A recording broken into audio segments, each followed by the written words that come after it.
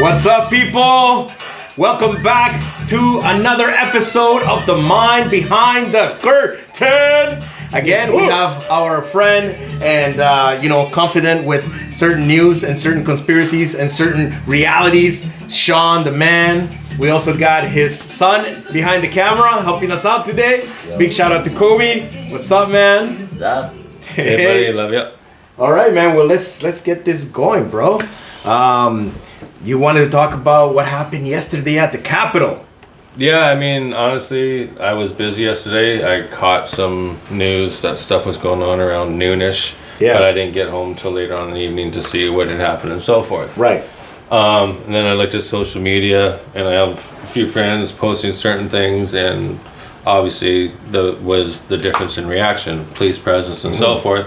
And I was reading this stuff, and I hadn't seen the news or anything yet, so I was just like reading some people's comments and so forth, and I'm like, okay, let's see what happened. Yeah. And honestly, dude, it's just like, how do I say this as simply as I can? Unless you're blind, and just you don't want to face reality, white privilege is 100% in effect. And if you didn't ever know it or believe it or were just quite on the fence, after yesterday, man, seriously, I was saying to you before we started this, first of all, you saw the coverage of what it was like beforehand with the police presence, how they were dressed at the Capitol when it was a Black Lives Matter rally. Right. Well, and we'll play that for you in a second. And then we got it ready. This clip yesterday is just like, first of all, this right here, and I said this to you. Yeah. You honestly think a crowd of black people would have been standing right there? No. Do you they think tried and they were being fenced off. Do you think look at that little tiny fence, man, compared to the fence that they had for the black people. The horses. Yeah, the horses and all that. Like the tear gas, the riot gear. I mean, it's like, dude, I said to him, I just made a comment back. I'm like, okay, people, it would have been an absolute bloodbath before this even got close to this present. That's right. This wouldn't have happened. That's right. It wouldn't have gotten here. Yeah. Okay, so the fact that this was even allowed, right there, is like night and day difference. But walking into the fucking building. Yeah, and we'll play a little bit of that too. This here is like the cops are just like, okay, moving the gate. The cop moved the fucking gate. I don't see the people really doing it there. They're like, okay, we're coming through. All right, here you go. Well, that brings up the question, right? Why do people see black people as being a threat versus white people that are like a mob supporting Trump? Because if we're gonna put a title on these guys, obviously these are the patriots, right? These are the Trump supporters. Why don't they see them as a threat? And these are the racist, ignorant motherfuckers. Right? That's what they are. So basically they're telling us it's okay to be racist. It's okay to... Thank you. Right. Thank you. And that's not right? Dude, I said... people yelled at me when I said, hey, if you don't think Trump is like Hitler, wake the fuck up, people. Look at this man's character. Yeah. People were like, oh, you cannot say this about our president when he just won and this and this. I'm like, yo, dumb fucks. I'm just saying, open your fucking eyes. What he did with the Mexican people. Yeah. And the separation. The Latinos, yeah. Dude, there was no... I said to my kids, I go, okay, yo, there's no reaction from society. There's no reaction from the people. There's no outrage from anybody. Yeah. Okay, so right there was a problem. Yeah. Okay, because I was just, okay, let's see what we can do.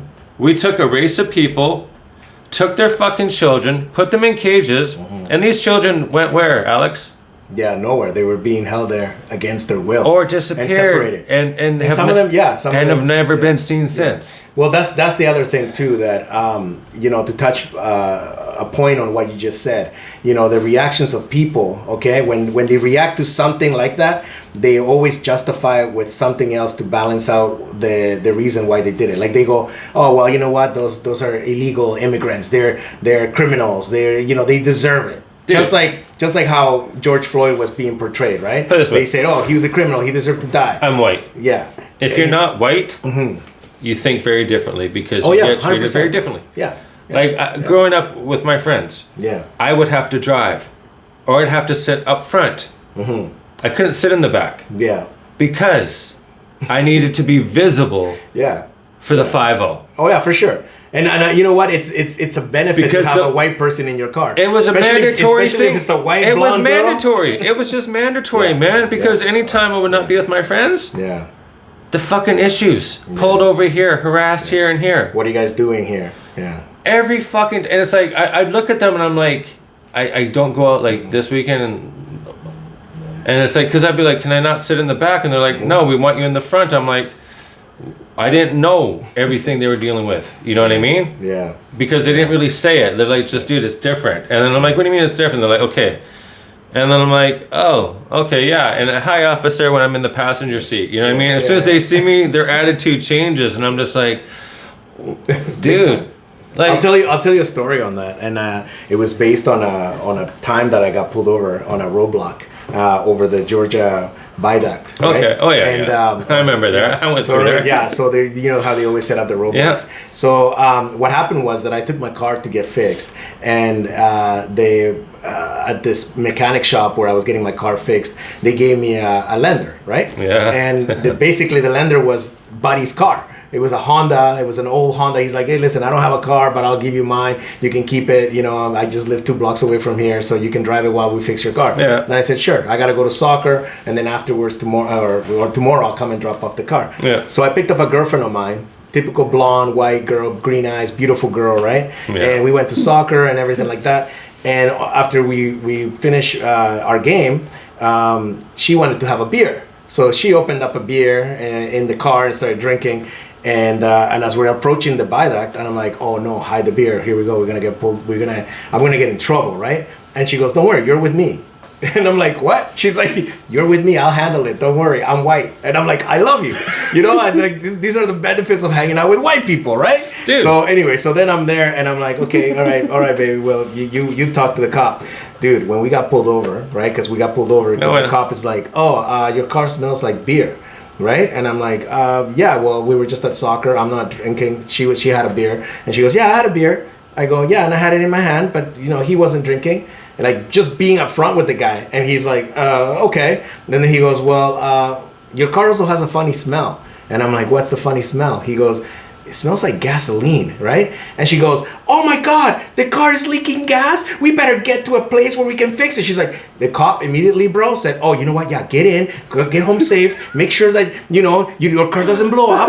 Dude, if I was alone with my homies in the car, they would have been like, are you carrying a bomb? Dude, are you like doing this? You've been out of the car. Yeah, that scenario. Down, that scenario would have been different. Oh, dude. You know, why is your car smelling like gasoline? Did you steal this car? Right. Like, you know, it would have gone totally sideways, right? Like, dude. It would have gone the other way. But yeah, man, I totally agree. I've had experiences like that. It's not even a conversation anymore. Like, it's like, I honestly, if you're white, shut the fuck up. Like, literally. Because you're just stupid if you're going to say anything else that we don't have a privilege that everyone else doesn't have. Mm-hmm. We fully do, and we fully know it. Yeah. Okay? And it's only us that are going to fucking change the system. Yeah. Yeah. Okay? Because we're the ones that are allowing people who look like me to infringe this on society. And it's no secret that obviously... And it sucks for me because guess what? Yeah. I know how growing up, my friends, their friends would look at me. Yeah, right. And they would have to say, he's not white, he's brown. But they would talk to me and they'd be like, yeah, you're not white, you're brown. Right. I knew what that meant. Right. I'm not white inside. Right. Yeah. You know what I mean? I know what it meant. You know what I mean? I knew that was the best compliment they can give me. You're like an inverted coconut. Exactly. It's like, I respect their culture. I don't care that we're different. Yeah. Like, who gives a shit? Look, it's no secret we live in a society that is all pro-white, pro-light skin. Dude. The typical, you know, heroes that if we you're see black, on TV if you're lighter movies. black and darker black, like even within the culture, like you hear people saying all the time, my friends are like, dude, it's different. Yeah. You go to Mexico nowadays and all you see on television is lighter skinned people. You know what I mean? It's a global thing that the lighter you are, the more beautiful you are, the more positive you are, you know. But you know what, man? There's evil people out there that are light skinned too, man. Don't be fooled. Dude, you know what I mean? Some of the most sickest, excuse me, some of the most sickest evil motherfuckers on the planet are white. Yeah, No, man. Yeah, of course. If Like, you go deep come into on. like, if you go deep into like the German history and you know you were talking about like children that you know were being held captive at the border, and I know this is we're gonna get into some serious stuff, but you know the Germans they actually kidnapped a bunch of Polish children, bro. And you can look it up. You can go and do research, look at the documentaries. They wanted to create the ultimate actual race. real people talking about this, and they placed these children in camps, basically in communities that were being hosted by German families. So these kids grew up with a German father and German mother, and then they bestowed the German mentality onto these Polish kids, and these Polish kids grew up believing that they were German, bro. Yeah, it's brainwashing. It's like brainwashing. Hitler wanted to create the ultimate race, the ultimate soldier, and scientifically, what the fuck the Nazis were into is fucking crazy ass shit, because you look at everything that's happened since they're scientists and who their scientists were and all the fucking countries that went after them and all the fucking different discoveries and all the shit that happened from those guys. They were up to some fucked up shit. Yeah, and they were experimenting with inoculations as well, like vaccines and dude, they were experimenting with shit that's not even like we're now talking about alien and so forth. They were fucking head like they were looking into some fucking shit that you would think was okay, they're crazy, but now that we know all the UFO alien shit all exists, no, they knew exactly what the fuck they were dealing with, and they were into some fucked up shit. All right, man. Well, let's play this. Which is not that long. It's only about a minute and 11 seconds. Let's play it. Let's watch it. Let's show our audience what we said here. Police are squabbling with protesters. Oh, there we go. Oh, yeah. That's squabbling, man. They're like, follow us. See? Now, this is the BLM. Look at the horses, right? Okay, where are we? We're in the streets, okay? We're not even anywhere near that area. This is what I'm trying to say. It wouldn't have fucking happened. Well, it's obviously a form of intimidation, right? They want to bring in the horses with these soldiers mounting on these horses, and let's intimidate these black people, these protesters. It's a way to move a movement. Crowd without engaging in violence with person to person. Exactly. That's what they're doing, because that's going to get more media hype, and you're going to get more violence and more retaliation when you see cops and black people going at it like you have time after time. This way, it's going to be hard for you to attack a horse. You're not going to do it. Of course. No. And most people won't, because it's also an animal. They got humanity. They're not there to be violent to begin with. They're protesting for fucking equal rights, so they don't get shot walking down the fucking street. They don't get shot when they get pulled over. They don't get shot in their own home. And none of them are carrying weapons. They don't get shot because they're the color of their skin, because really that's what the fuck it is. And it's like ever since Obama became president, you saw the reaction in America. You saw the reaction in politicians, how they treated them. That one lady on the fucking tarmac at the airport when she was pointing her finger. Excuse me. You think that would ever happen to any other fucking president beforehand? No, man. But that showed me exactly where the fuck society was in America and what the fuck was going to come. Like, to me, I'm not shocked by any of this. Right. And if anyone is, like, where have you been? Yeah. Like, this has been building for so long. Oh yeah, and it's been always under the surface, you know. And if you, like you said, if you haven't experienced it yourself, you wouldn't know. Let's keep playing this. Look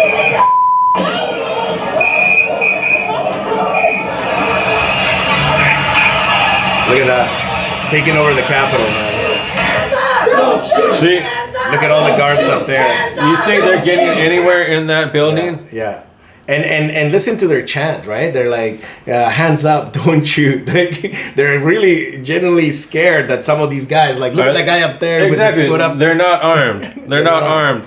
They just want to be able to be safe. That's right. And because, you know, the whole Black Lives Matter movement came to be because black people were getting shot, you know. So you're already going towards the Capitol believing that you're going to get shot. Why put these guys up there, you know, insinuating that, hey, if you guys come closer, we will shoot. You know what I mean? Because it's exactly what they want. Oh yeah, for sure. It's feeding that propaganda, right? Dude. Hands up!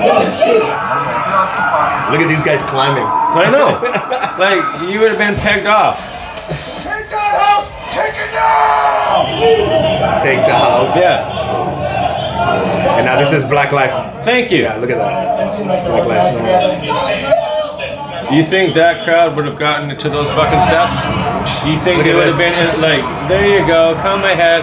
This building, like, holy shit, people, this really means something? Yeah. Look, see? You think they can get it? Like, hello. Look at that. Walking right into the Capitol, man. Like, that when I saw that, I was just like, are they going for a tour? Because it looked like they were all there, like in a museum tour. They just got a free tour. These guys, they don't have to come back later to get the free tour. They got. If anyone thinks a black person would have been walking like that or been able to get at the bloodbath, like, come on, it would have been get fucking real. If you seriously think about the headlines. Yeah.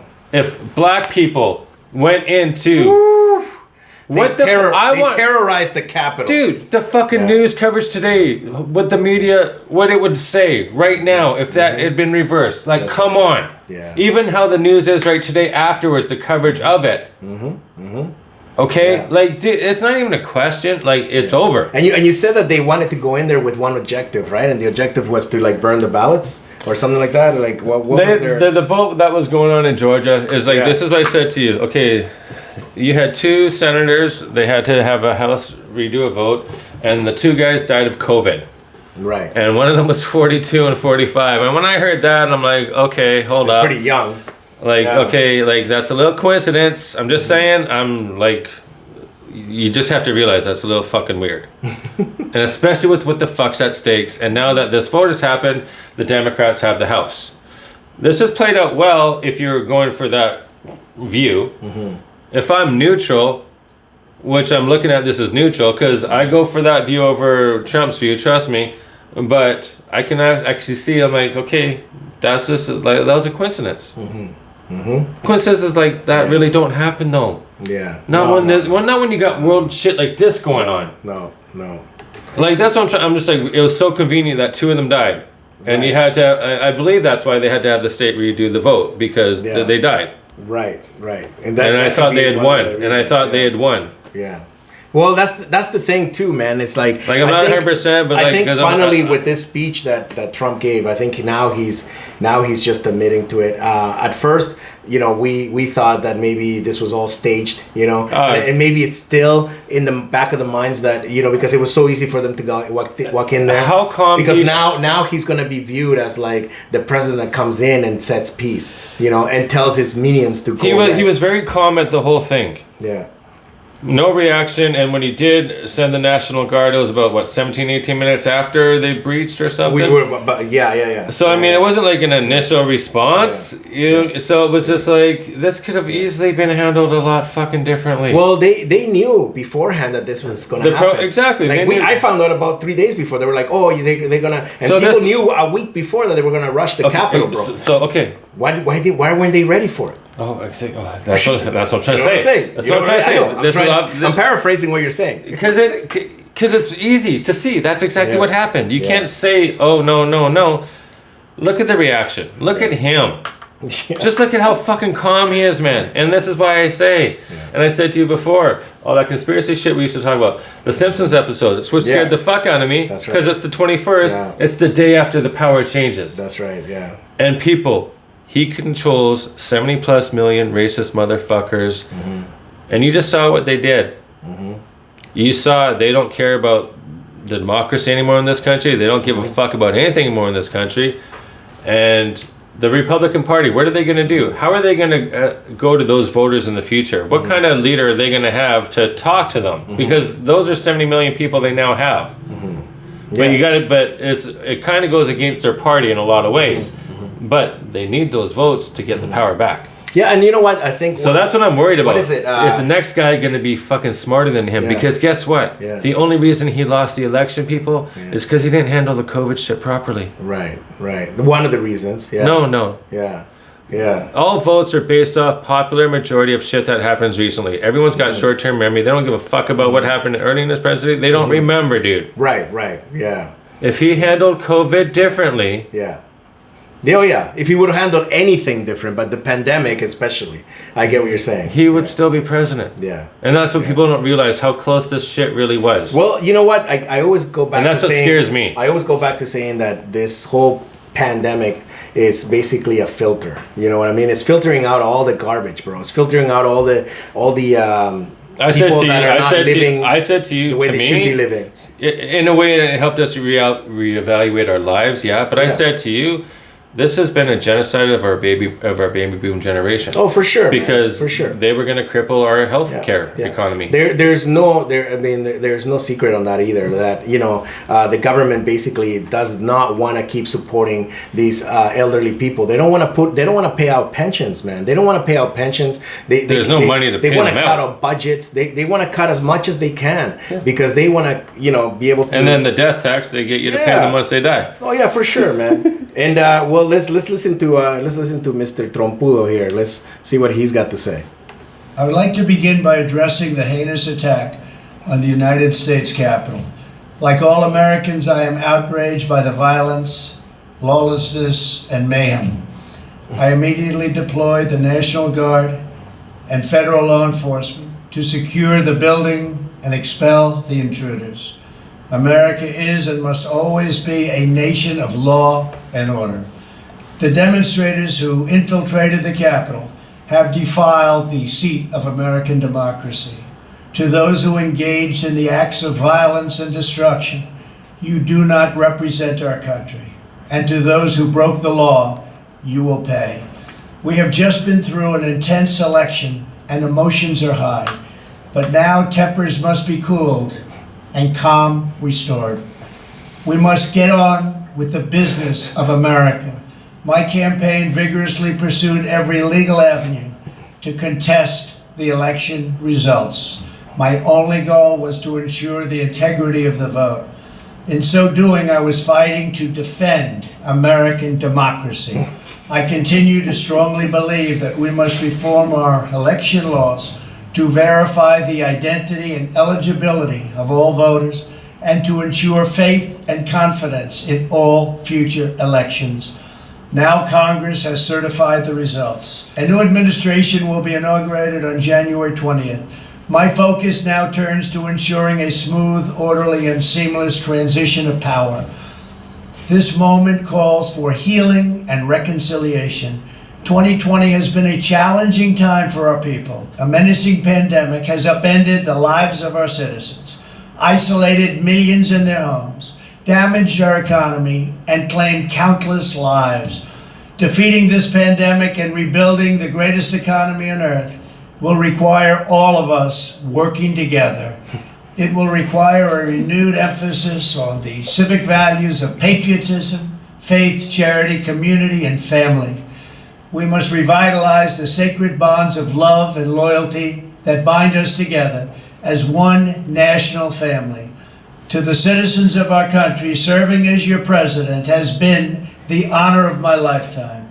And to all of my wonderful supporters, I know you are disappointed, but I also want you to know that our incredible journey is only just beginning.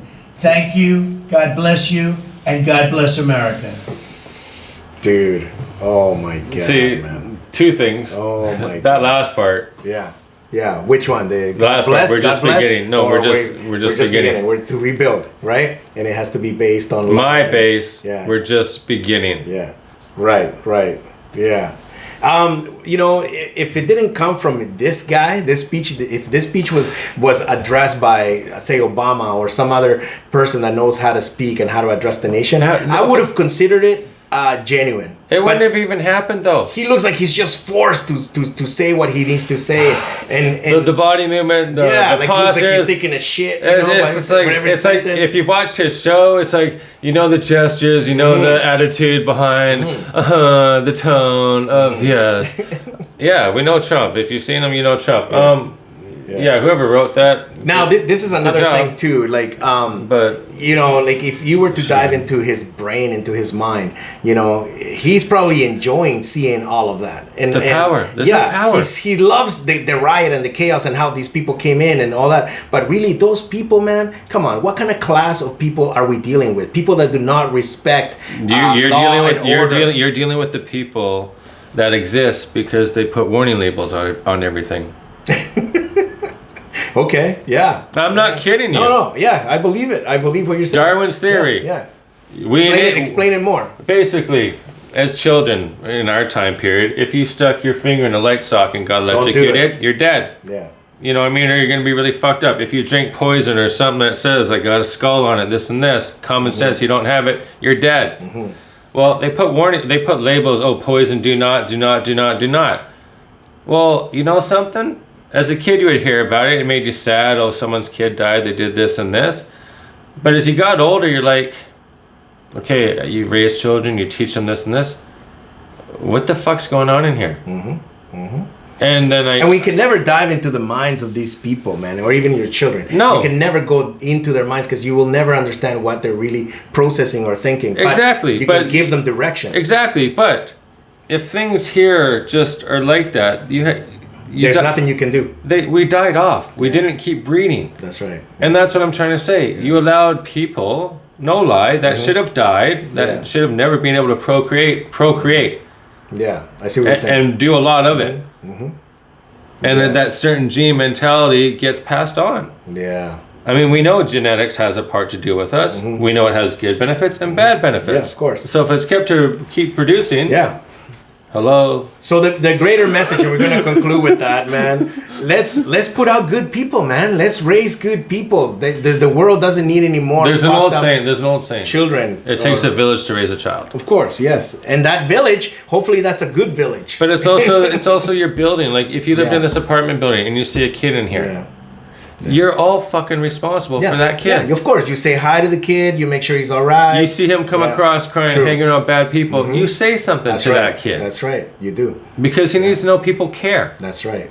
Yeah. Because the one thing I realized with kids, raising kids, having my own and so forth, and growing up just with a single mom and so forth, I understood the role of what a man is in a relationship of raising a child and what difference it makes on how children are. Of course. When you have a single mom raise a child and she has to raise her voice, and she's raising a boy especially, they don't listen, they talk back, whatever. It's like... Because society has placed her mother in that place. No, it's a sound. Like, it's a genetic sound. It's okay, you're talking more of scientific. It just is that. There's no fear. Yeah. It's like you take a classroom of kids, a female voice, and then a male voice, and the heads turn in the reaction. So when a child does something wrong, it's not that, oh, you go deal with dad. That's why it was like that back in the day. It's that male voice of like, hey, you did something wrong. That's right. Show respect to your mother. Yeah, of course. It's just that's the... So for fathers out there who think you have no place or it doesn't matter, you create a kid, she can take it all. No, she can't, because who that person becomes in that child, man or female, but boy or girl, I mean, you need to be there. Because as she's raising him and trying to guide him, that discipline, that authority, bounce back, she needs that balance. That child needs that balance. That's right. That's why there's two of us. You need to have that male presence for sure, as much as you need the female presence. Exactly. If you just do it with father on his own or mother on his own, they're missing something. That's right. That's right. They're both equal. They both have value, and it's not like a mother doesn't have any value and she can't discipline her child, anything like that. But no, that sound. Yeah. I see it with my exes, their kids, and how the boys. I see it. Yeah. And I know women get pissed when you say it, but it is true though. We can make that another segment and we'll talk about that. And thank you for watching The Mind Behind the Curtain. This episode was pretty intense. Thanks, Sean. And we'll continue again to do another one. All right. Thanks, guys.